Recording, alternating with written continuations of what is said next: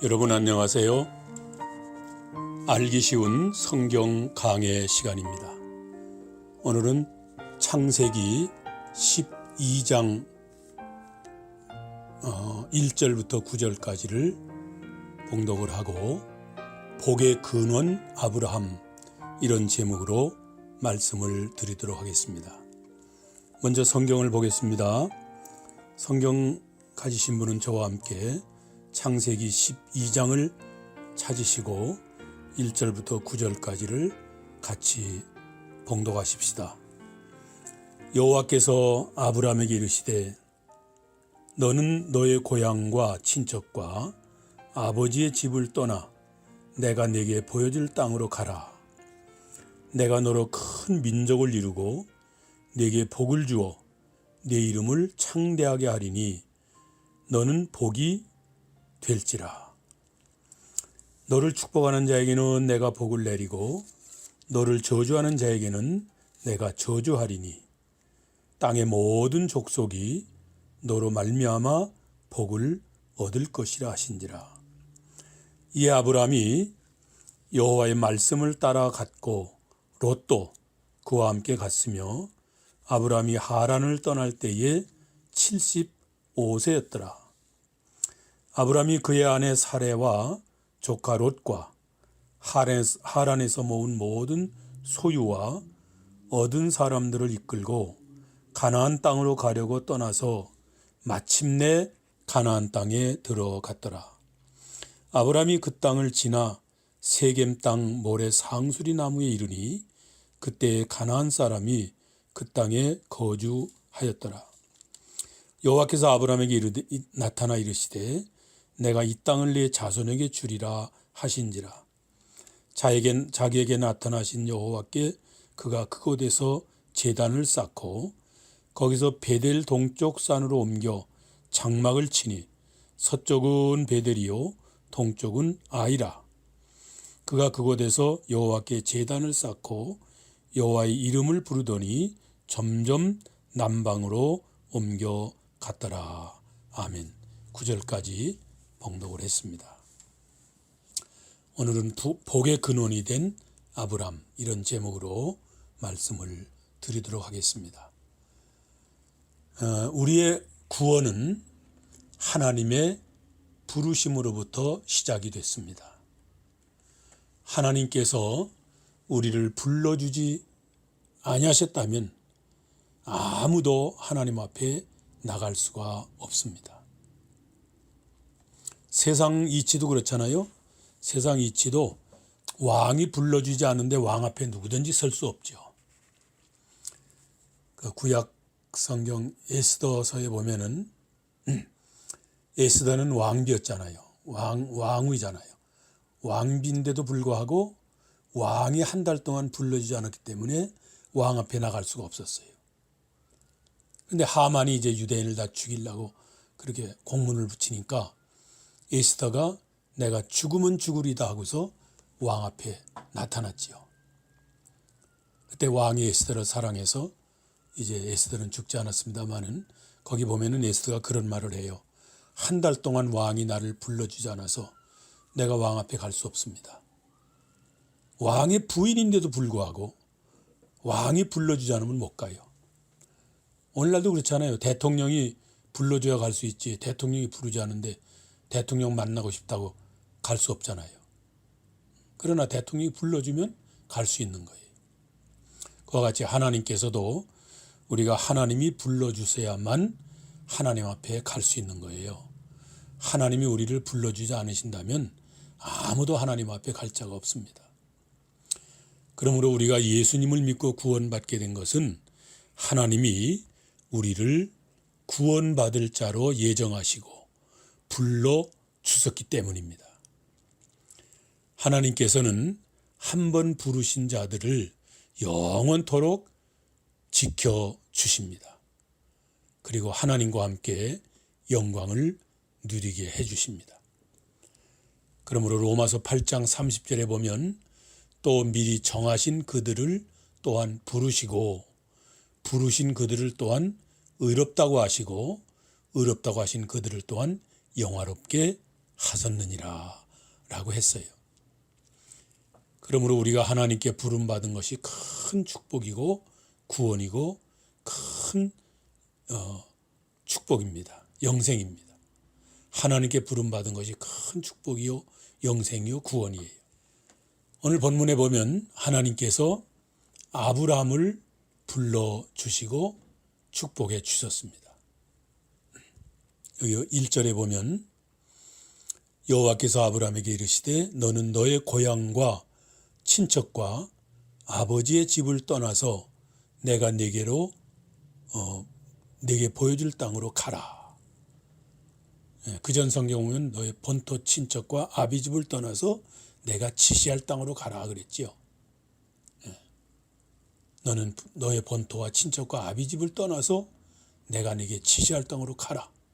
내가 너로 큰 민족을 이루고 네게 복을 주어 네 이름을 창대하게 하리니 너는 복의 근원이 될지라 그랬어요. 1절로 2절에.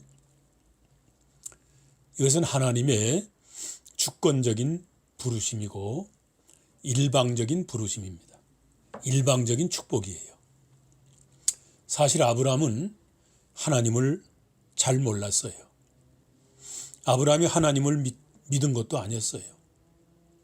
아브라함은 하나님께 복받을 만한 착한 일을 한 사람도 아니었습니다.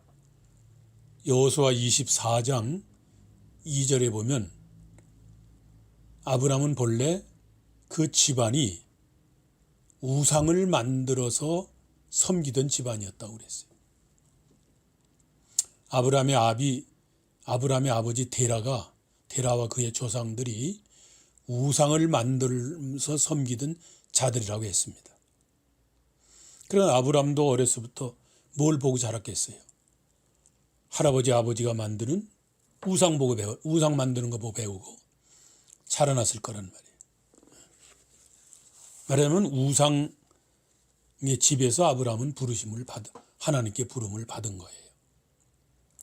만일 하나님이 아브라함을 불러주지 않았더라면 아브라함도 죄 가운데서 살다가 우상이나 만들고 우상 섬기다가 죽을 수밖에 없는 그런 죄인이었습니다. 복받을 만한 아무런 선한 일이 없었어요. 아브라함에게. 자, 조상 때부터 자손 대대로 우상이나 만들어 섬기는 그런 집에서 아브라함이 나와서 자랐으니 그건 뭘 보고 배웠겠어요? 그런데 하나님께서 그 우상 만들어 섬기는 그 집에서 자라난 아브라함을 불러주셨습니다. 오늘 우리도 마찬가지지요. 하나님이 우리를 불러주지 않았더라면 우리는 하나님도 모르고 자기가 죄인인 것도 모르고 천국과 지옥이 있는지 없는지 그것도 모르고 짐승과 같이 먹고 마시고 살다가 죽어서 멸망받을 수밖에 없는 그런 죄인이었습니다.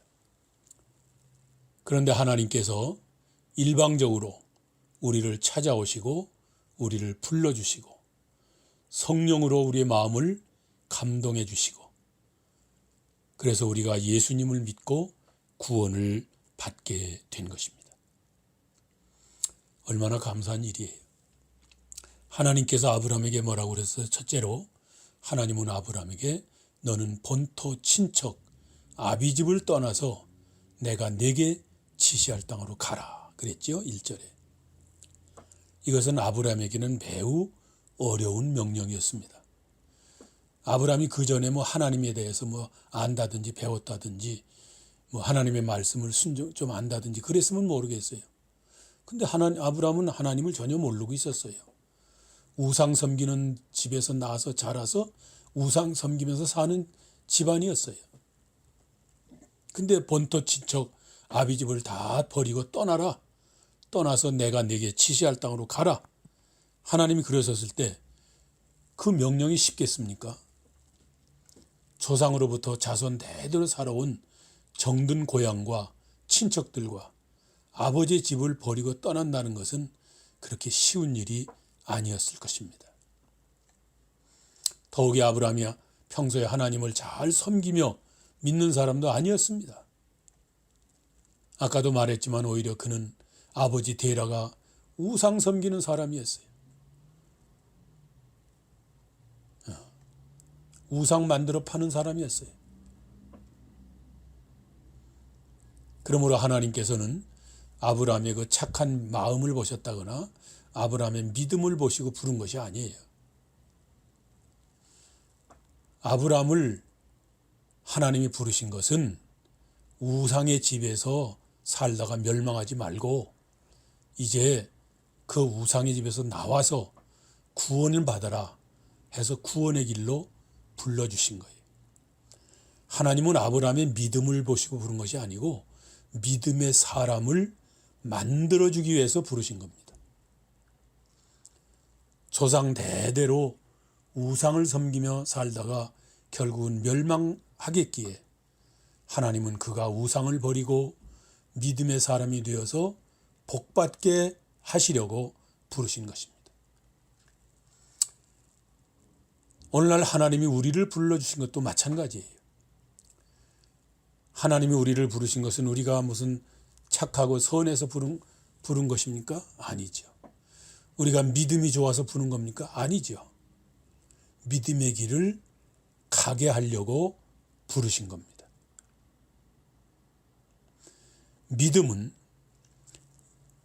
우상과 옛 풍속 습관을 버리고 지금까지 의지하고 살았던 모든 것을 버리고 떠나는 데부터 시작되는 것입니다.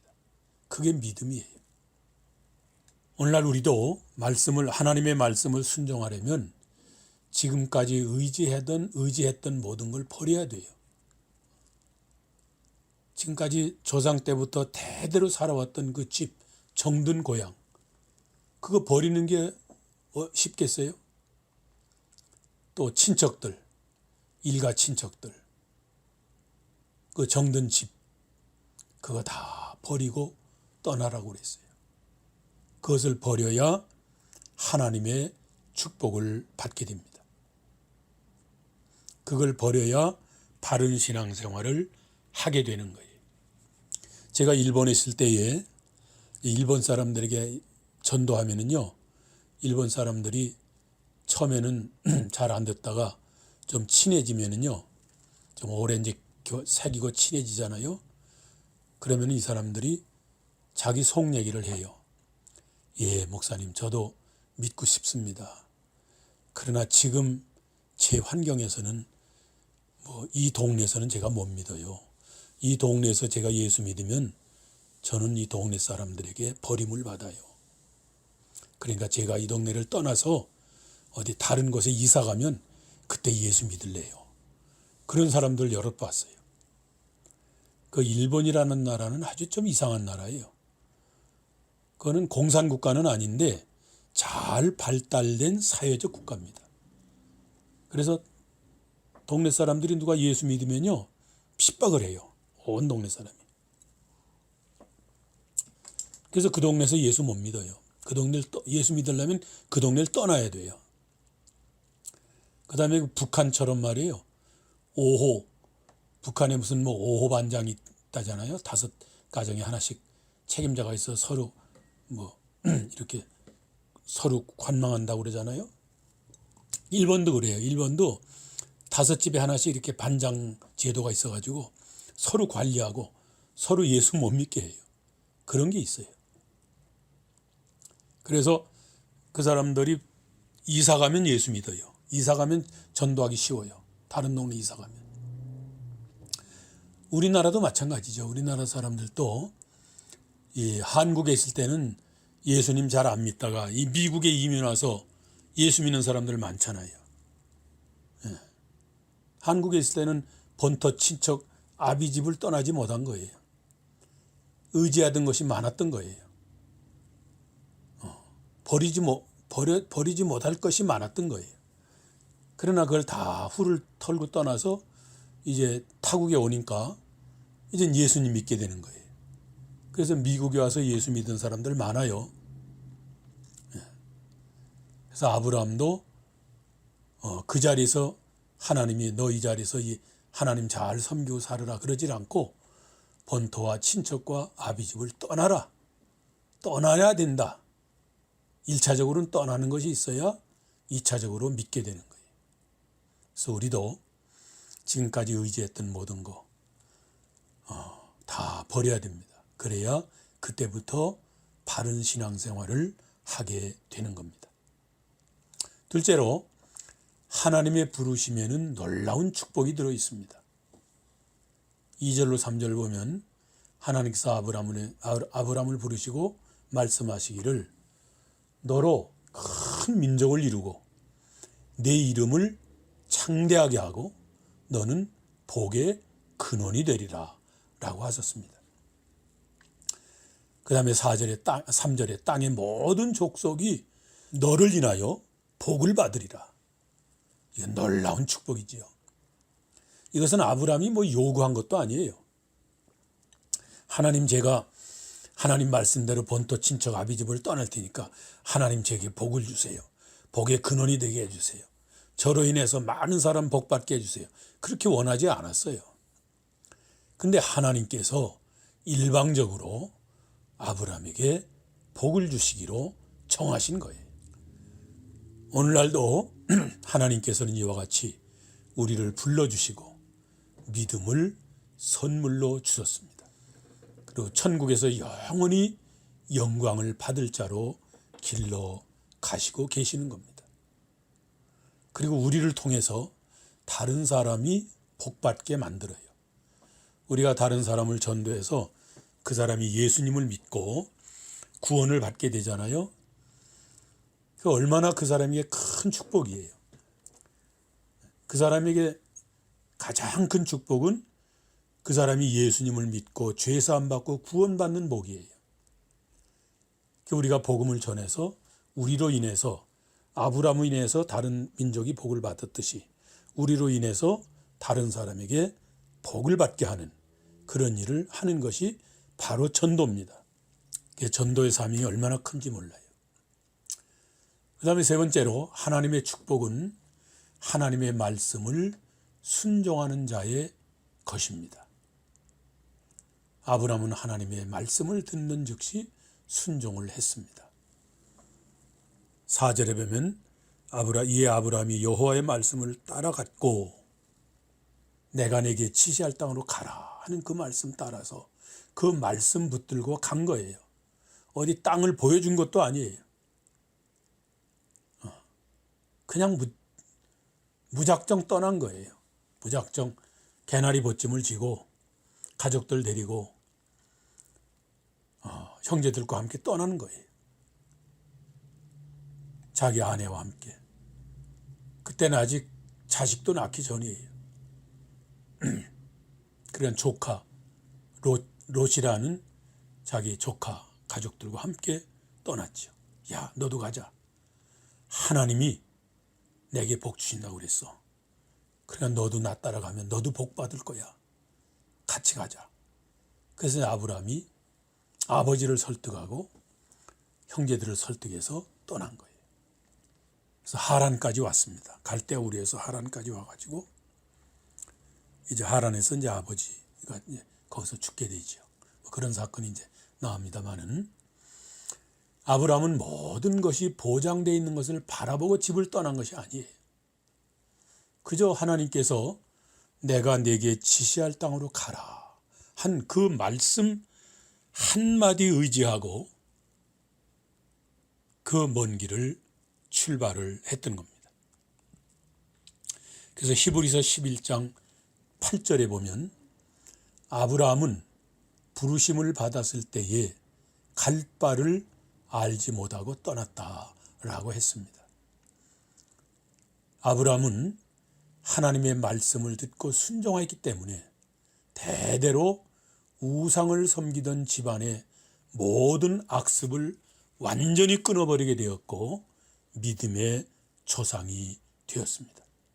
그리고 복의 근원이 되었던 것입니다. 참된 믿음은 보이는 것을 눈으로 확인하고 가는 것이 결코 아닙니다. 그때그때 하나님의 인도하심을 따라서 가는 것입니다. 저도 젊었을 때 개척교회를 몇 번 했습니다마는 뭐 교인도 많지 않고 생활이 보장되어 있는 거 아니죠. 일정한 무슨 사례금을 받는 것도 아니고. 그래도 하루하루 하나님의 말 인도를 따라서 그냥 걸어가는 거예요. 그러면 하나님이 그때그때 때를 따라서 다 또 사람도 붙여주고 또 필요한 것을 다 공급해 주세요. 여기 탁고마에도 지금 작은 교회 하는 목사님들 많이 계시잖아요. 교인이 많지도 않고 그저 한 열 몇 명, 그저 15명. 그나마도 뭐 잘 나오다 안 나오다 하는 그런 교회들 많이 있어요. 큰 교회는 다 생활이 보장돼 있잖아요. 사례금이 정해져 있고. 그렇지만 이 작은 교회 무슨 사례금이 있어요. 한 달에 뭐 100불 나오면 100불로 사는 거예요. 200불 나오면 200불로 사는 거예요. 저도 그런 생활을 했습니다. 그런데도 하나님의 말씀을 따라가면 하나님이 다 인도해 주세요. 그 개척교회하는 목사님들 어떻게 생활하세요? 그러면 괜찮아요. 하나님이 다 때를 따라서 주시더라고요. 그렇게 말들 하는 걸 많이 들어요. 그 작은 교회 가서 돌아보면 참 마음이 안 됐어요. 그래서 어떻게 생활하세요? 목사님 어떻게 지내십니까? 그러면 뭐 걱정 없습니다. 지금까지 살았는 거요. 이보다 더 어려울 때도 살았는 거요. 그러면서 아주 용기 있게 말씀하는 걸 들으면 힘이 나요. 이렇게 참된 믿음은 눈으로 보고 확인하고 가는 것이 아니에요. 그때그때마다 하나님의 인도를 따라서 가는 겁니다. 예수님께서 우리를 구원하시기 위해서 이 땅에 오셔서 십자가에 못 박혀 죽으시고 무덤에 장사되셨지요. 그리고 이제 안식일 날이 되니까 사람들이 안식일 날은 꼼짝 못하고 있다가 그 예수님을 흠모했던, 예수님을 사랑했던 여성도들이 예수님의 무덤에 가보고 싶었어요. 근데 안식일이 딱 시작되니까 예수님 장사되자마자 해가 떨어지면 그때부터 안식이거든요. 안식일은 금요일 날 해 지난 시간부터 토요일 날 해 지는 시간까지가 안식일이에요. 그래 예수님 십자가에 못 박혀 장사되자마자 해가 졌단 말이에요. 그때부터 안식일이 된 거예요. 그러니까 예수님 몸에 좀 향유를 발라드리고 싶은데 유대인의 그 장례법에는 죽은 사람의 시체에 향유를 발라드리는 그런 풍습이 있어요. 그래서 경건한 여성도들이 예수님 몸에 좀 향유를 발라드리고 싶지만은 해가 지자 이제 안식일이 시작되니까 뭐 꼼짝없이 집에서 한 발자국도 못 나갔어요. 그러다가 안식이 다 지나고 안식일이 지나고 이른 새벽, 이제 주일날 새벽이 된 거죠.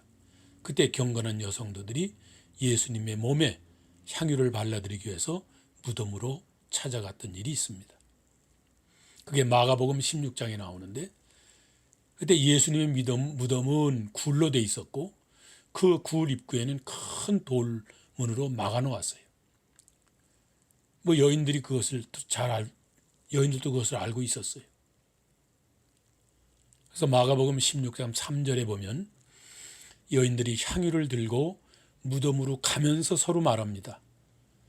우리가 무덤에 가긴 가지만 누가 우리를 위해서 그 무덤의 돌문을 열어줄까? 그리고 서로 얘기했어요. 그게 마가복음 16장 3절이에요. 누가 우리를 위하여 무덤 문에서 돌을 굴려주리요? 그러니까 가봐야 뭐 소용없는 거 아닌가? 그렇지만 그래도 갑시다. 그래도 한번 가봅시다. 그리고 간 거예요. 포기하지 않고 간 거예요. 가봐야 소용없잖아요. 무덤은 다 막혀 있고 무덤 문을 뭐 누가 열어줄 사람도 없고 큰 돌로 막아서 그 인을 쳐놨는데 그걸 누가 열겠어요? 그 아무 희망이 없지만 그래도 한번 가봅시다. 그리고 향유를 들고 이 경건한 여성도들이 무덤을 향해서 갔습니다. 무덤에 도착을 해보니 굴을 막았던 돌문이 다 굴러가고 무덤이 활짝 열려 있었어요. 그래서 그들은 부활하신 예수님을 만나게 되었던 것입니다. 이와 같이 믿음은 현실을 바라보고 가는 것이 아닙니다. 소망을 가지고 한 발 한 발 걸어가는 것입니다. 4절 다시 보면 아브라함이 하나님의 말씀을 순종하여 정든 고향을 떠날 때에 그의 나이가 75세였더라 라고 했어요. 여러분 75세면 노인이잖아요. 사람이 나이가 들면 변화를 싫어합니다. 내가 살면 얼마나 산다고 하고서 변화할 생각을 안 해요. 이대로 그냥 살다 가지 뭐 내가 얼마나 더 살겠다고 그러면서 바꿀 생각을 안 합니다. 그러나 아브라함은 하나님의 약속의 말씀을 믿고 순종을 했습니다.